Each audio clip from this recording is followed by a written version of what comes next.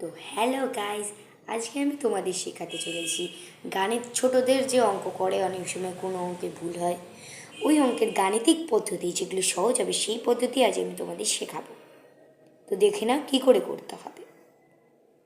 তো দেখো, আমি প্রথমেই লিখে নিয়েছি গুণ যোগ বিয়োগের গাণিতিক পদ্ধতি। তো এখন আমি তোমাদের দেখাবো, এই দেখো, যেমন লিখলে 16 গুণ 10 সমান কত হবে। তো এখন আমরা এমনভাবে অত খাটনি না করে আমরা কাটাকুটি করব। মনে করো লিখে নিলাম 16 গুণ 10, আবার লিখে নিলাম।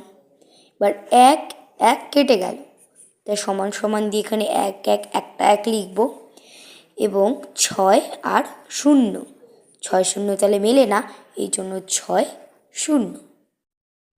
যেমন মনে করো আরেকটা অঙ্ক 17 গুণ 10 লিখলাম।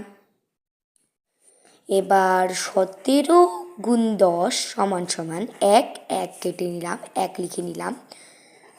7 আর 0 এটা তো মেলে না, দুটো আলাদা আলাদা সংখ্যা, এই জন্য আমি লিখে নিলাম 7 আর 0, 170 আর ওপরেরটা 160।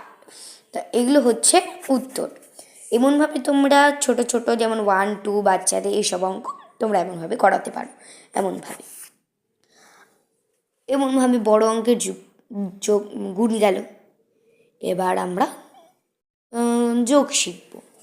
যেমন 3 2 6 1, এর সাথে যদি আমরা নিই 2 2 2 2 নিলাম, যোগ করব।